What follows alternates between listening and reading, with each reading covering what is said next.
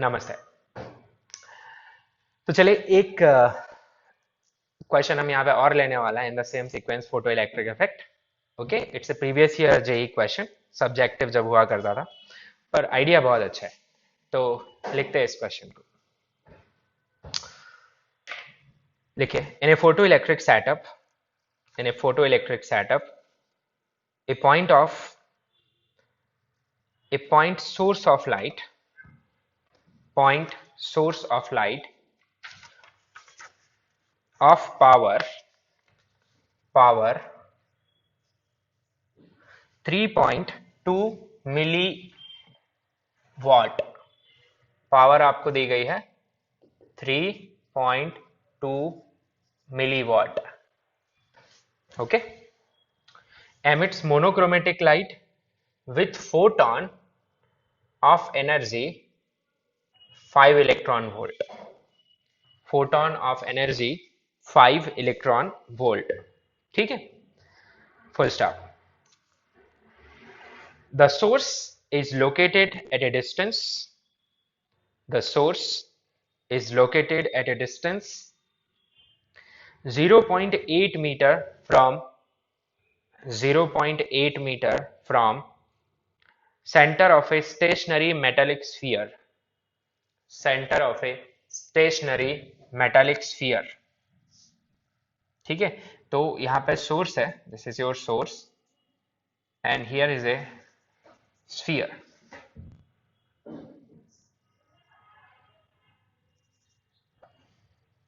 Okay, this is centre of sphere और ये distance कितनी है आपके पास 0.8 मीटर ऑफ रेडियस। स्फीयर की रेडियस बता रहा हूं मैं, 8 millimetre of radius 8 millimetre means sphere बहुत ही छोटा है as compare to this distance. इसका फायदा लेंगे अपन आगे, ठीक है। एंड वर्क फंक्शन, ये जो मेटल है उसका वर्क फंक्शन आपको दिया हुआ है, and work function is 3 electron volt, 3 electron volt. तो इससे एक बात तो होगी, फोटो इलेक्ट्रिक इफेक्ट होगा क्योंकि जो फोटोन की एनर्जी है वो ज्यादा है as compare to work function. Okay, full stop. आगे लिखिए, the efficiency of photoelectron emission is 10 to the power minus 6, 10 to the power minus 6 electrons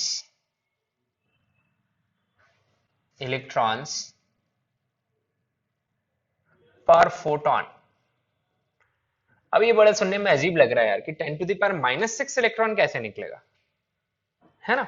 ये कुछ वैसे ही हो गया कि भाई 10 to the power 6 photon 10 to the power 6 electron को निकाल सकते हैं, पर उनमें से सिर्फ बाहर कौन आ पा रहा है, एक आ पा रहा है। 10 टू द पावर 6 लगभग कितना कितना हो जाता है, 10 लाख, है ना। यानी 10 लाख इलेक्ट्रॉन भाग रहे हैं दरवाजे की तरफ, उनमें से बाहर सिर्फ कौन निकल पा रहा है, एक। बाकी के टकरा टकरा के वहीं रह जा रहे हैं अंदर। That is the meaning here. Okay, so this is the efficiency, 10 to the power minus 6 electrons per photon. Full stop. आगे लिखे, assume the sphere is initially neutral,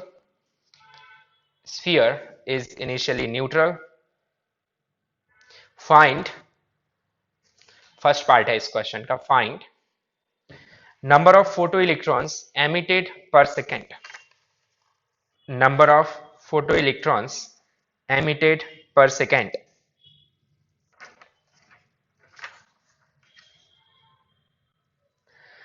तो number of photoelectrons emitted per second कैसे निकालेंगे अपन। तो क्या होता है number of photoelectrons emitted per second. सबसे पहले अपन निकालेंगे number of photons incidenting per second, ठीक है, और उसे किससे मल्टीप्लाई कर देंगे, ये ईटा से। अगर ये 1 रहता तो जितने फोटोन आ रहे होते उतने इलेक्ट्रॉन निकल रहे होते। अब इस क्वेश्चन में अच्छा क्या है कि यहाँ पे सोर्स की डिस्टेंस दी गई है और वो चाहता है कि आप खुद से पता करें कि इंटेंसिटी क्या होगी वहां पे और फिर कितने फोटोन वहां पे आ रहे हैं। ऐसा क्वेश्चन थर्मल रेडिएशन में भी था एक, हमने सॉल्व किया था, है ना। सन से रेडिएशन अर्थ पे आ रही थी, इंटेंसिटी वगैरह निकाल के, है ना। Energy received by earth per unit time हमने फाइंड की थी। सो सोलर कांस्टेंट याद होगा आपको। सो सी हियर,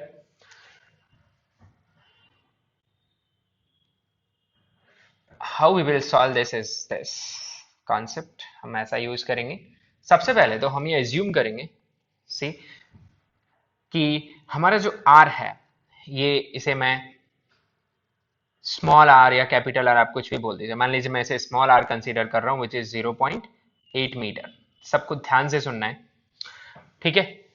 ये 0.8 मीटर बहुत बड़ा है as compare to the radius of this, which is capital R. Just giving to you, radius is few millimeters. How much it is? It is 8 millimeters, the radius. Okay. तो ये आपसे एक comprehension में JEE अभी भी पूछ सकता है एक क्वेश्चन। ये कॉम्प्रिहेंशन दे देगा तुमको एक्सपेरिमेंट के तौर पे, और 2-3 पार्ट पूछ लेगा, ठीक है। तो स्कोप अब भी इस टाइप के क्वेश्चंस के आने का। एंड अक्सर लोग ऐसे क्वेश्चंस में स्टार्टिंग से पढ़ते हैं तो आखिरी में जाते जाते भूल जाते हैं कि स्टार्टिंग में क्या बोला जा रहा था, ठीक है। तो बेस्ट इज कि आप लाइन बाय लाइन इंफॉर्मेशन निकालते जाएं उस क्वेश्चन में से। Okay, so first thing is that कि source is far away from here. So how you will find the energy which is incidenting on this? Let us write. तो सबसे पहले अपन निकालेंगे energy incidenting on the sphere per second. तो energy इंसिडेंटिंग per second को अपन कैसे भी बोल सकते हैं, पावर इंसिडेंटिंग, कि कितनी पावर इंसिडेंट हो रही है यहाँ पे। तो इसे अपन ऑल्टरनेटिवली ये भी लिख सकते हैं, पावर इंसिडेंटिंग। अब कैसे लिखेंगे power incidenting? So that I will be writing using the intensity कहां, at location of sphere, at location of sphere, okay, into projected area.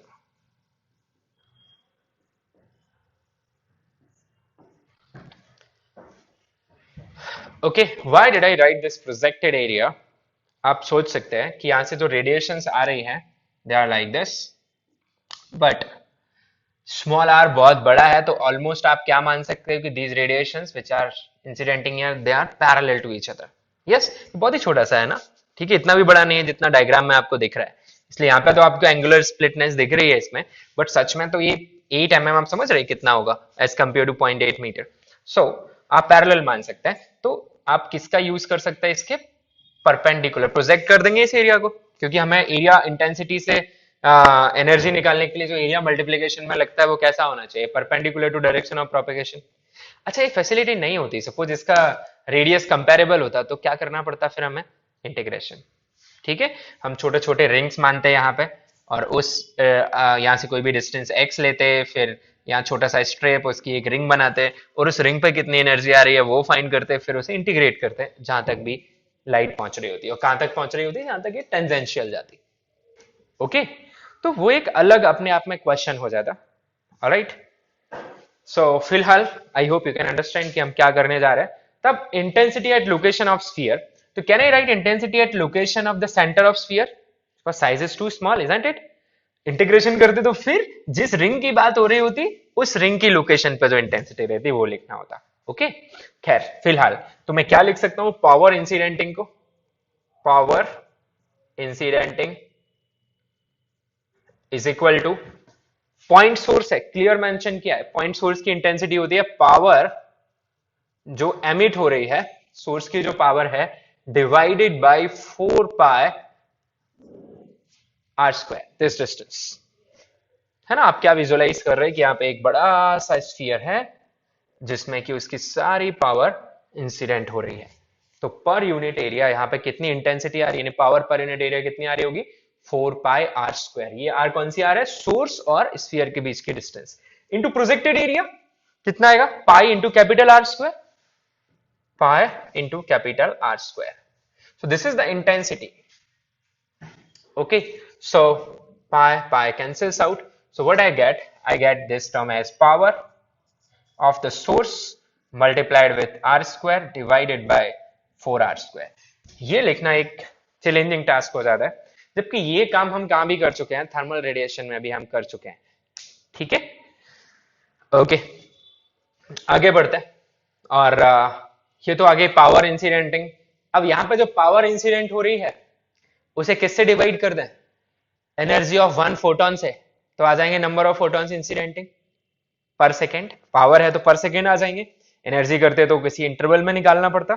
ठीक है, तो अब मैं आसानी से लिख सकता हूं number of photons, number of photons इंसिडेंटिंग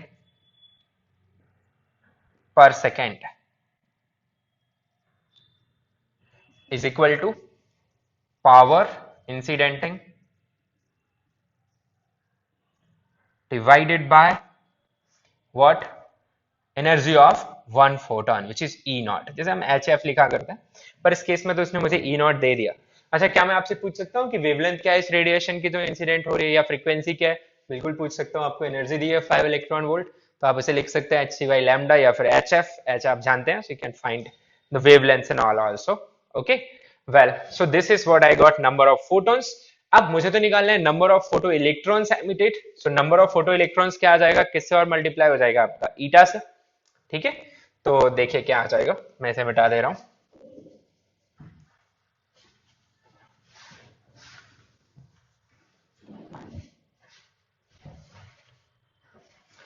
number of photo electrons emitted per second is equal to eta times number of photons incidenting per second. ठीक है, इसे मैं स्मॉल एन बोल देता हूं. This number I call small n. So what you will get P eta into power incidenting आपके सामने लिखा हुआ है. This is the power of source into capital R square divided by 4 times small r square. This is the power और साथ में E naught. ये आपके पास आ गया नंबर. पुट कर लेते हैं इसमें.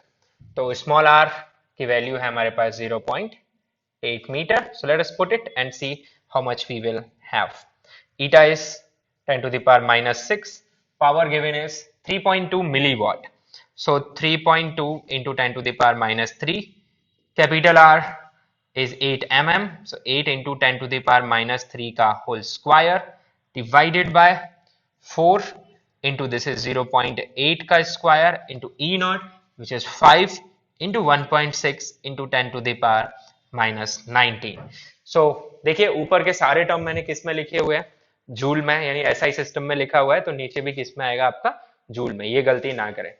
तो इसे आप सॉल्व करिए, बड़े आंसर निकलता है. इसमें कोई अप्रोक्सीमेशन की जरूरत आपको नहीं पड़ेगी. तो एक बार के लिए 10 की पावर समझ लेते हैं कितना आ रहा है ये नंबर.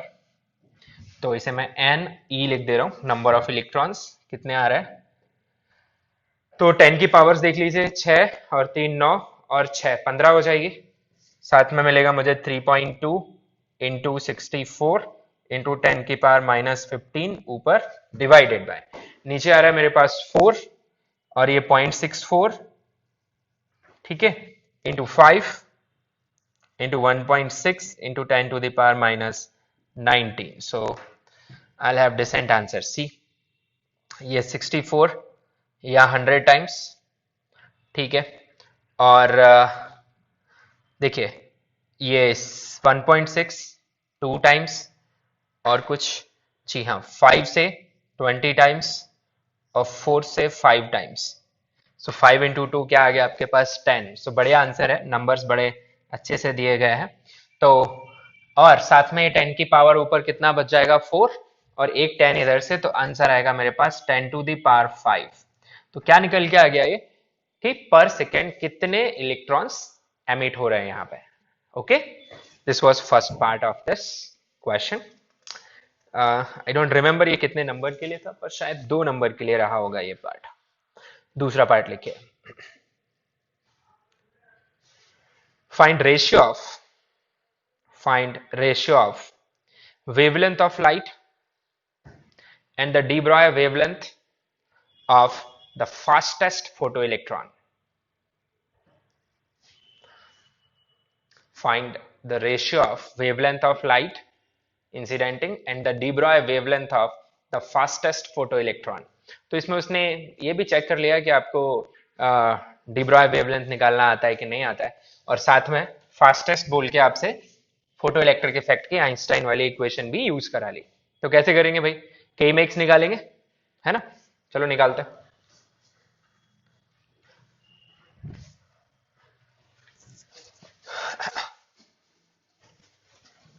तो पहले तो लैम्डा ऑफ लाइट निकालते हैं, है ना? लैम्डा ऑफ इंसिडेंट लाइट,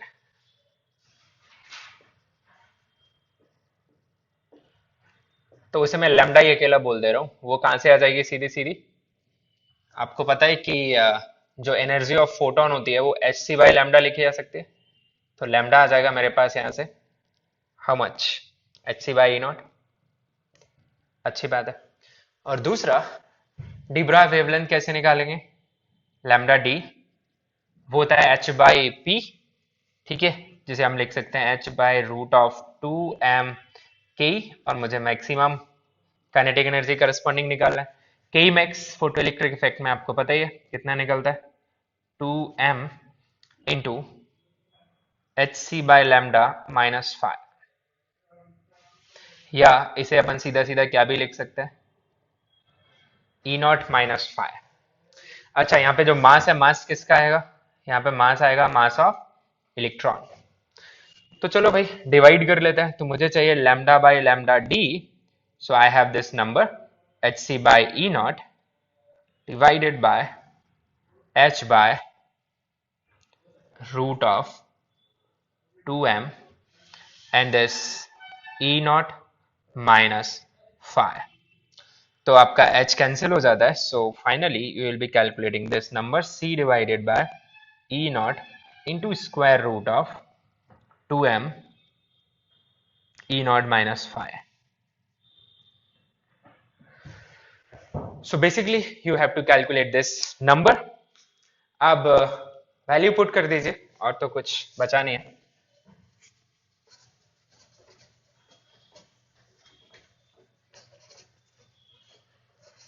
तो जब हम वैल्यू पुट करेंगे तो लैम्डा बाय लैम्डा डी हमारे पास कितना आ जाएगा? सी आप जानते हैं 3 into 10 to the power 8 divided by square root of 2 mass of electron 9.1 10 to the power minus 31, this is mass, and E naught minus 5 अलग से निकाल लीजिए, आपको दिया हुआ है ई नॉट 5 इलेक्ट्रॉन वोल्ट दिया हुआ था, है ना, इन द क्वेश्चन। एंड जो 5 है वो आपको दिया हुआ था 3 इलेक्ट्रॉन वोल्ट, ठीक है भाई। तो ये सीधा सीधा आपके पास ई नॉट माइनस 5 क्या आ जाएगा, 2 electron volt. So this is what you get, okay, E naught minus 5।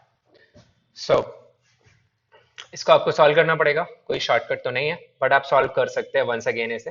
So lambda by lambda d it is 3 into 10 to the power 8। अच्छा, एक ई नॉट बाहर भी है इस एक्सप्रेशन में, है ना, तो ई नॉट की वैल्यू कितनी है, 5 इलेक्ट्रॉन वोल्ट, तो एक टर्म इसके बाहर रहेगा 5 into 10 1.6 10 to the power minus 19। Okay, so you can solve this, come on try.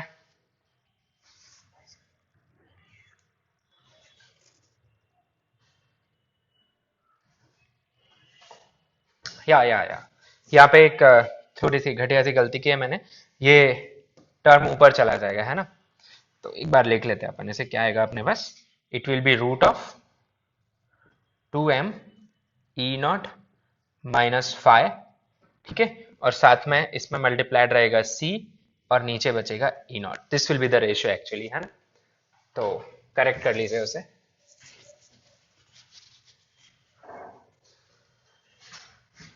So lambda by lambda d 3 into 10 to the power 8 square root 2 9.1 10 to the power minus 31 2 into 1.6 10 to the power minus 19 divided by this number 5 into 1.6 10 to the power minus 19. This will be the ratio.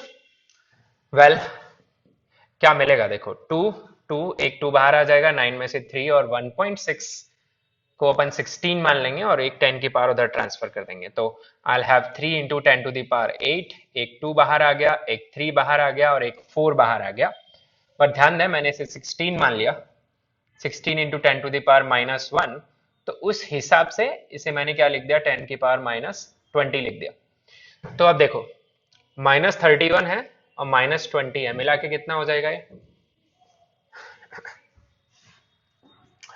10 to the power minus 51 हो जाएगा। तो 10 to the power minus 25 बाहर आ जाएगा और अंदर आपके पास 1/10 का square root बचेगा। ठीक है, तो साथ में नीचे क्या है, 5 into 1.6 10 to the power minus 19, और आप इन नंबर्स को सॉल्व कर सकते हैं, and this ratio after calculation you will get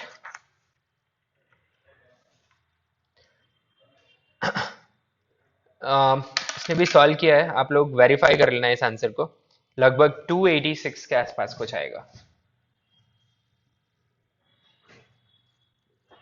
ये एक बच्चे का आंसर है मेरे पास, पर you can verify this calculation anyway. तो ये एक पार्ट था। अगला पार्ट पूछा है उन्होंने, इसे लिखने के बाद अगला पार्ट लिखिएगा, that is related to stopping potential. Okay, it is asking what is stopping potential. अब स्टॉपिंग पोटेंशियल फाइंड करना तो इजी है, yes, you can easily find stopping potential, क्योंकि आपको के मैक्स मिल चुका है। How much is K max you got here, K max is E naught minus phi hc by lambda minus phi, so it is 2 electron volt. So if K max is 2 electron volt, stopping potential will be simply 2 volt. Okay, because K max is EVS, so VS will be K max by E. Last part सबसे interesting है, देखते हैं आप लोगों को कुछ hint लगता है कि नहीं। तो लिखिए, it is observed that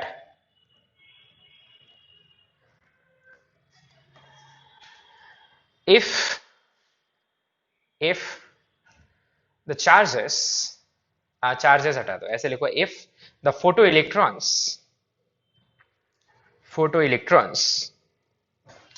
are removed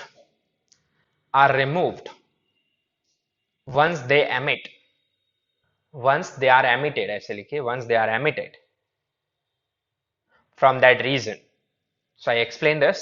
sphere है, लाइट पड़ रही है, इलेक्ट्रॉन्स एमिट हो रहे हैं, और इलेक्ट्रॉन एमिट हुए हम हटाते जा रहे हैं उनको, ताकि वो वापस किस पे ना जाए, मेटल पे ना जाए। ठीक है, so if it is observed that if the photoelectrons which are emitted are removed from that space or region, then after some time potential of sphere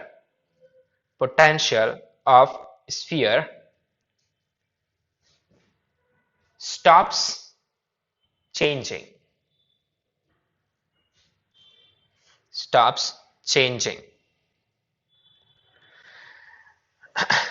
After ऐसे लिखिए, फुल स्टॉप लगाइए, फिर लिखिए, if the potential of sphere becomes constant after t seconds after the source is switched on, find this t.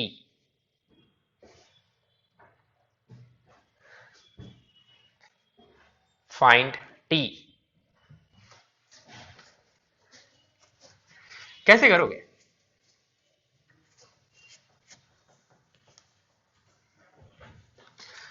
So come on, I give you 1 minute for it. मैं 1 minute शांत रहता हूं, आप सोचिए।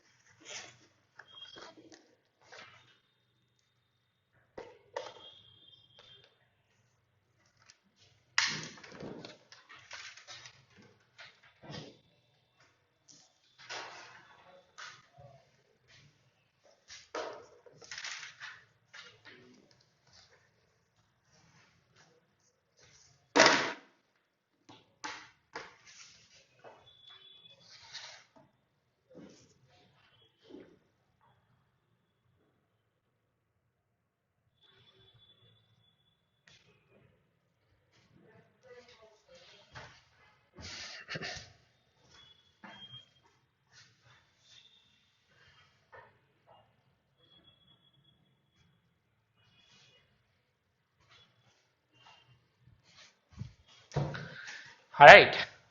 सो सोचने वाली बात यह है कि अपना ये स्फीयर है ना, हियर इज द स्फीयर जिसकी कुछ रेडियस है कैपिटल आर, और इससे इलेक्ट्रॉन बाहर निकल रहा है, इलेक्ट्रॉन बाहर जा रहा है।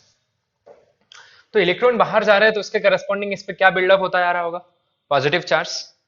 और उसने वो पॉसिबिलिटी भी रूल आउट कर दी कि ये जैसे जैसे पॉजिटिवली चार्ज होता जा रहा होगा वैसे वैसे ये इलेक्ट्रॉन को खींच भी सकता है, जो लोग बाहर आ रहे हैं एटलीस्ट उनको तो खींच ही सकता है जो कम एनर्जी के साथ निकल पा रहे हैं बाहर, है ना।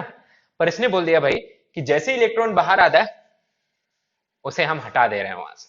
तो आपसे कुछ आपके दिमाग पे और जोर डालना चाह रहा है कि आप सोचें, ठीक है। तो क्योंकि जब आप सोचेंगे तो फिर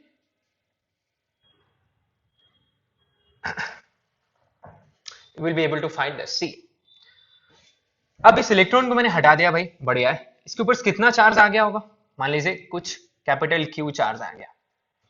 कैपिटल क्यू कैसे लिखोगे आप, number of electrons removed into charge on electron. Yes, पर नेगेटिव मत लगाना वहां पे, चार्ज कैसा आएगा, पॉजिटिव। बढ़िया है भाई। तो इसके पास ये चार्ज कुछ क्यू आ गया। अब बोल रहे कि इसकी पोटेंशियल जो है वो बढ़ना बंद हो गई। क्यों बंद हो गई, इसका मतलब ये होगा कि जो मैक्सिमम काइनेटिक एनर्जी इलेक्ट्रॉन है, maximum kinetic energy electron is having the maximum kinetic energy, ठीक है, इस इलेक्ट्रॉन को भी ये बाहर नहीं आने दे रहा, ठीक है। मतलब इस मेटल की खुद की जो पोटेंशियल है वो क्या बन गई है, स्टॉपिंग पोटेंशियल। इसकी पोटेंशियल राइज हो रही है, राइज हो रही है, राइज हो रही है, राइज हो रही है।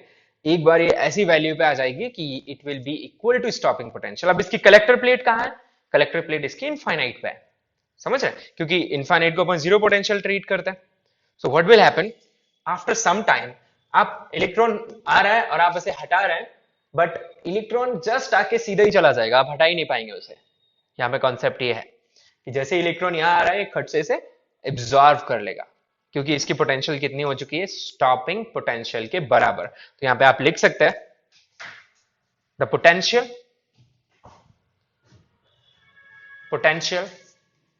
of this sphere will increase initially due to emission of photoelectrons, but after some time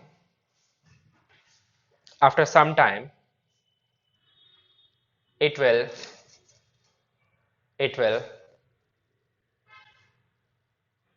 become equal to stopping potential. Now even the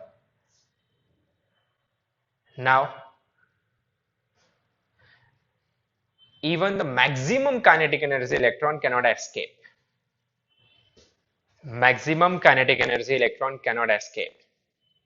तो इसका मतलब इस पर चार्ज कांस्टेंट हो जाएगा। And what is potential of A sphere, metallic sphere, solid hollow से कोई फर्क नहीं पड़ता, इसकी सरफेस की पोटेंशियल की बात चल रही है। So what is potential, electrostatics में सीखा हमने, potential of a conducting sphere, it is equal to 1/4 pi epsilon naught q divided by r, this is the potential. और इसे किसके इक्वल कर दो आप, स्टॉपिंग पोटेंशियल। स्टॉपिंग पोटेंशियल आपको पता है कितनी है, 2 वोल्ट।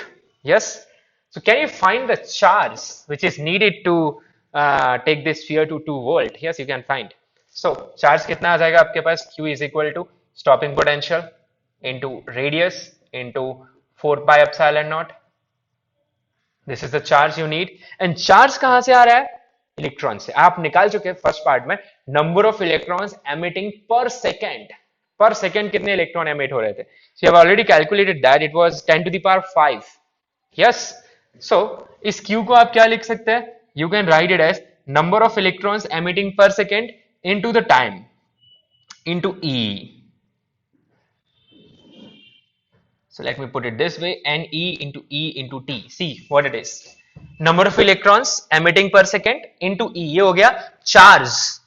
चार्ज पर सेकेंड कितना चार्ज स्फीयर के पास है. मैंने मान लिया कि टी सेकेंड तक ये प्रोसेस चल रही है, तो टी सेकेंड बाद कितना चार्ज आ जाएगा स्फीयर पे. Ne into E into T, and it is equal to this Vs into R into 4 pi epsilon naught. So T you can easily calculate by this idea, Vs into R into 4 pi epsilon naught divided by number of electron emitting per second, charge on electron. ठीक है. So this, अच्छा Vs है 2, this is 8 millimeter, 10 to the power minus 3 into, ये आप already जानते हैं 4 पाई epsilon not को क्या लिख सकते हैं आप, 1 डिवाइडेड बाय, है ना, वो गलती मत करना है ना जो मैं अभी करने वाला था, 1 divided by 9 into 10 to the power, ठीक है 9, और नीचे क्या आएगा 10 टू द पावर 5, ये आप फर्स्ट पार्ट में निकाल चुके हैं, and charges 1.6 into 10 to the power minus 19. So you can easily find out this number, यहाँ पे आप पुट कर सकते हैं इसे, and you will get it as 1000 divided by 9. Solve कर भी सकते हैं, देखो इजी है, इतना मुश्किल नहीं है. 16, ये 10 to the power minus 1 times cancel हो जाता है. 10 की पावर जरा चेक कर लेते हैं अपन. ये प्लस 5 प्लस 9 कितना हो गया, प्लस 14, और ये है माइनस 20, तो अपने पास आ रही है 10 टू द पावर माइनस 3 ऊपर, नीचे 9 इंटू 10 टू दी पावर 5, है ना, और ये कितनी आ रही है अपने पास 14 एंड 20, यानी कि ये माइनस 6 बचेगी. तो अपने पास 1000 divided by 9 seconds, this is the answer, लगभग 111 सेकेंड. ठीक है, अच्छा था ये क्वेश्चन. ओके, सो इतना क्रॉस थिंकिंग एग्जाम के स्ट्रेस में हमें आती नहीं है, पर ठीक है यहाँ तो कर सकता है.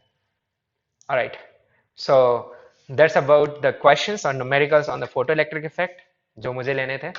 ठीक है, so इसके बाद एक छोटा सा कॉन्सेप्ट है जिसे बोलते हैं रेडिएशन प्रेशर.